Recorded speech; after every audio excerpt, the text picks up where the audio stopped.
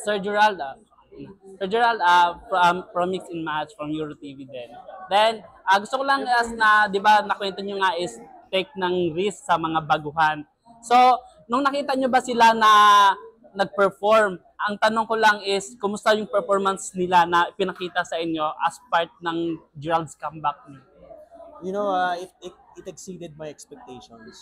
Yung performance nila, lalo-lalo na si Joker and si Lindsay, you know, yung duets ko sa kanila, talagang nag-level up sila kaysa dun sa rehearsals namin.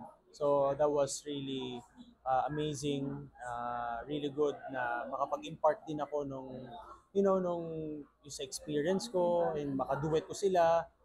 And yun, kay Lindsay, pinaaral ko siya ng, you know, from a musical, from Phantom of the Opera, and she delivered, you know, you heard it earlier. And, you know, kay Joper, talaga nagawa namin ng paraan na, you know, makapag-combine yung R&B and B and yung medyo musical theater style na singing ko. So, ang ganda ng naging resulta. So, I'm really happy about it.